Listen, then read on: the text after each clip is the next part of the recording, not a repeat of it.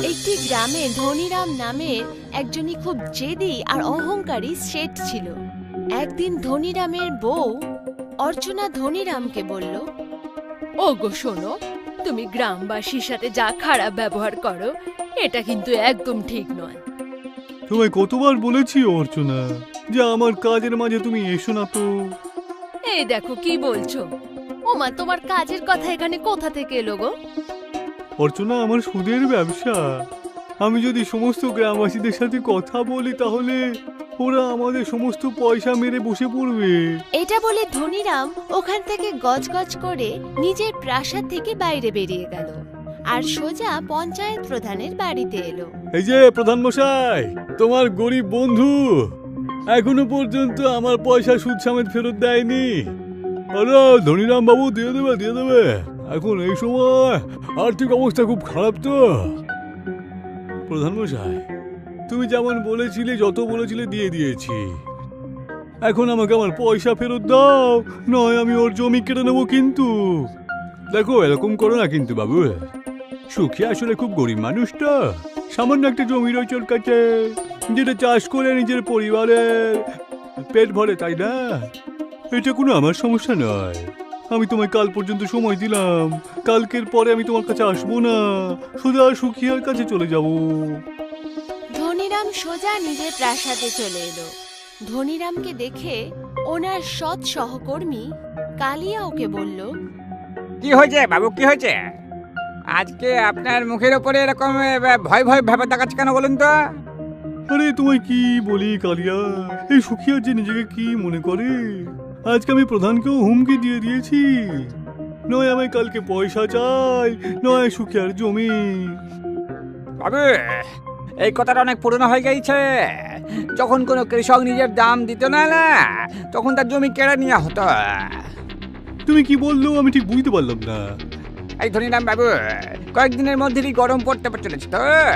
আর গরমের সময় তো প্রত্যেক পরিবারের প্রয়োজন হয় পাখা, কুলার। হ্যাঁ, এটা নতুন কি? আরে একবার মাথাটা খাটিয়ে দেখুন না, মোটামুটি সমস্ত গ্রামবাসী লোকেরা আপনার কাছ থেকে ঋণ নিয়েছে বটে। ওদের সবার বাড়ির কুলার আর পাংখা সুদ হিসেবে নিয়ে নিন না। এইভাবে আপনার সুদটাও উসুল হয়ে যাবে আর লোকজন আপনার ঋণও থাকবে, তাই না?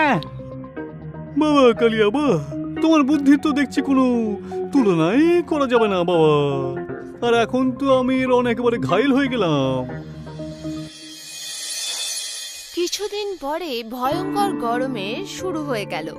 সুখিয়া বাজার থেকে নতুন কুলার নিয়ে বাড়িতে এসেছিলই, আর তখনই ওর 12 বছরের মেয়ে চম্পা খুব আনন্দে নিজের মাকে বলল, আরে মা, দেখো বাবা বাজার থেকে নতুন কুলার নিয়ে এসেছে। ওমা, তোমার কি দরকার ছিল কুলার আনার? তোমার প্রথমে ধনীরামের থেকে নেয়া ঋণ চুকিয়ে দেওয়া উচিত ছিল। তুমি বললে যে ধনীরাম পঞ্চায়েত প্রধানকে আমাদের জমি কেড়ে নেয়ার কথা বলেছেন। আমি কয়েকদিন পরে ধনীরাম বাবুর এক এক পয়সা মিটিয়ে দেব আমি চম্পা।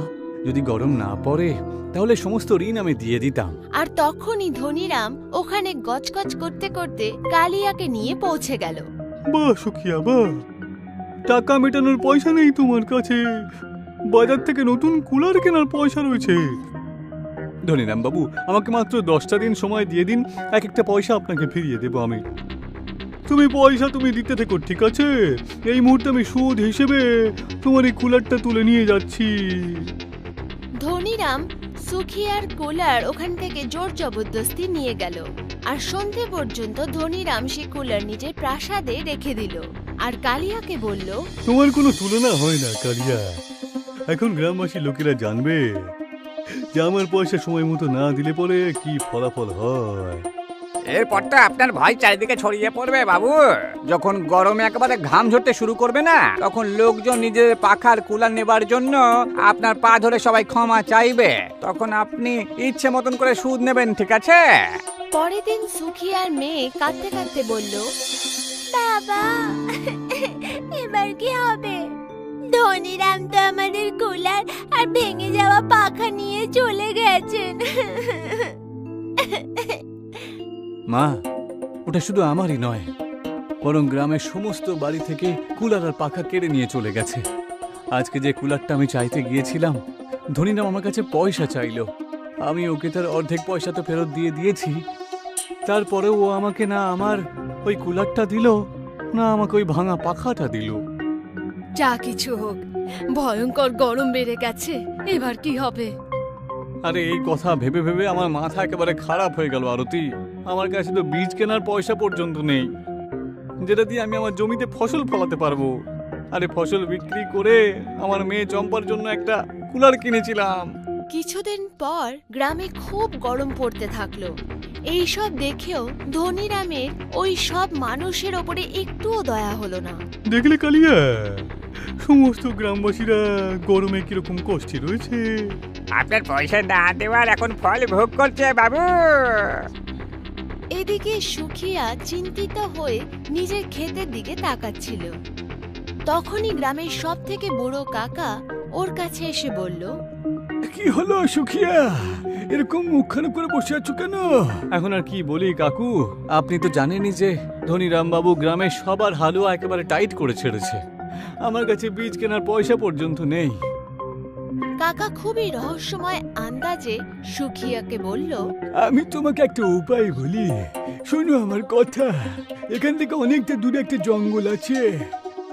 গরমের সময় ওই জঙ্গলে একটা দোকান বসায়, আর ওই দোকানে তরমুজের বীজ বিক্রি হয় রে। ওই বীজগুলোকে কিনে নাও আর নিজের জমিতে পুঁতে দাও। কাকা, এত ভীষণ গরম পড়ছে, যতক্ষণে তরমুজের ফসল তৈরি হবে ততক্ষণে তো সময় পার হয়ে যাবে। তুমি এই বীজগুলো নিয়ে তো এসো। আর হ্যাঁ, এটা একটা রহস্য, এই রহস্য যেন কাউকে কখনো বলো না। এইটুকু বলে কাকা ওখান থেকে চলে গেলেন। এই কাকাও না অদ্ভুত কথা বলে সব। আমার কাছে তো পয়সাই নেই, যাকগে তাও চেষ্টা করে দেখি না একবার। সুখিয়া কাকার বলে দেওয়া রাস্তা দিয়ে চলতে থাকলো আর তারপর জঙ্গলে পৌঁছে গেল, যেখানে একটা ছোট দোকান ছিল আর ওখানে বিভিন্ন রকমের বীজ রাখা ছিল। সুখিয়া ওর কাছে গিয়ে বলল, গ্রামের বুড়ো কাকা আপনার ঠিকানাটা আমাকে দিল। কিছু বীজ কি আমি পেতে পারি? কিন্তু আমার কাছে পয়সা নেই। কোনো ব্যাপার না, তুমি তরমুজের বীজগুলো নিয়ে যাও। বীজের দাম আমার কাছে কয়েকদিন পরে এমনি এমনিই চলে আসবে। আমি কিছু বুঝলাম না, কয়েকদিন পরে সব বুঝে যাবে। সুখিয়া ওই তরমুজের বীজগুলো নিয়ে নিজের বাড়ি চলে গেল আর সব ঘটনা নিজের বউকে বলতে লাগলো। কাল থেকে আমি আর চমকিও তোমার সাথে খেতে কাজ করব। এই সুযোগে খেতে কিছু হাওয়া তো পেয়ে যাব আমরা। সুখিয়া ওইসব বীজগুলোকে পুঁততে লাগলো। পরের দুপুরবেলায় সুখিয়া আর তার পরিবার নিজেদের খেতে পৌঁছালো। তো সামনের দৃশ্য দেখে ওরা একদম হতবাক হয়ে গেল। খেতে খুব বড় আকারের তরমুজ রাখা ছিল। আরে আরতি, এক রাতের মধ্যেই এমন ফসল হয় নাকি কখনো, তাও এত বড় বড় আকারের? বুঝতে তো আমিও পারছি না। এই তরমুজগুলোকে কেটে এটা দিয়ে একটা ছাদও বানানো যাবে।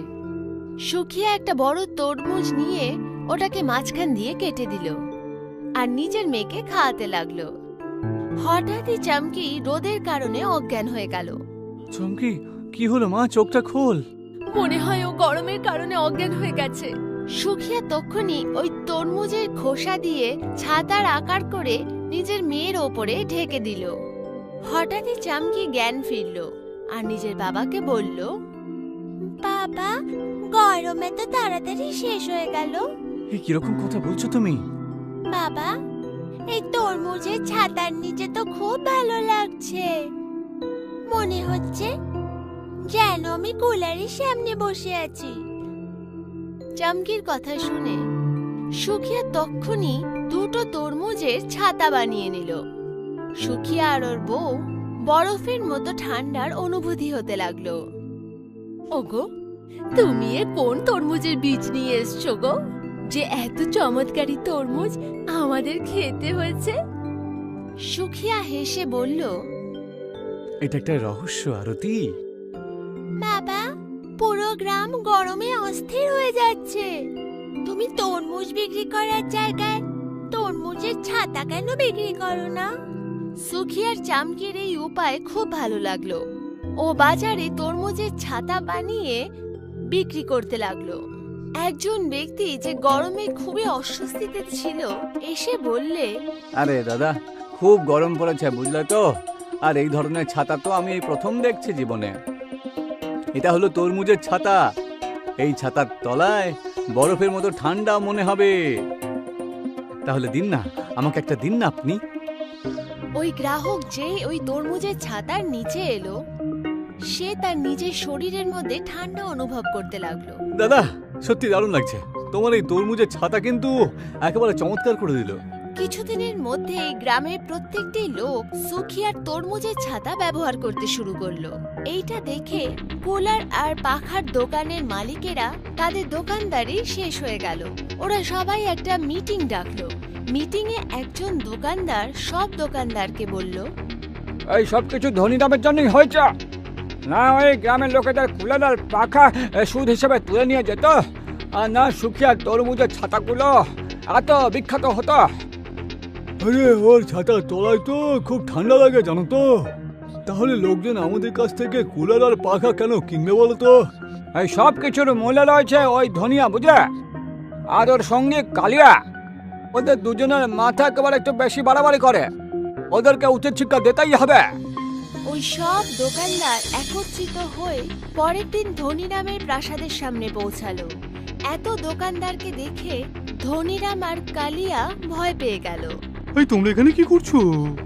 আরে এইসব তোমার জন্যই তো হয়েছে বুঝেছ, যে এত ক্ষতি আমাদের হয়ে গেল। এটা বলেই ওই একজন দোকানদার সব দোকানদারকে বলল, আরে তোমরা দেখছো কে? দুজনকে পেটাও। ধনীরাম আর কালিয়া গ্রাম ছেড়ে পালিয়ে গেল। সুখিয়ার আর্থিক পরিস্থিতি এখন অনেক বেশি শুধরে গেছিল। সুখিয়া বুড়ো কাকার কাছে গিয়ে বলল, কাকা, শেষমেশ এই দোকানদার কি বীজ বিক্রি করে বলুন তো? এখনো কি আমি এই রহস্যের ব্যাপারে বলবেন না? ওই ব্যাপারে তো আমার অনেক বড় দাদু বলেছিল, অনেকদিন কুলার আর পাখা তো থাকতো না, তখন সেই সময় তরমুজের এই ছাতা ব্যবহার করতো। সুখিয়া হাসতে হাসতে নিজের বাড়ি চলে গেল। সুখিয়া আজও তরমুজের ছাতা বানিয়ে বিক্রি করত।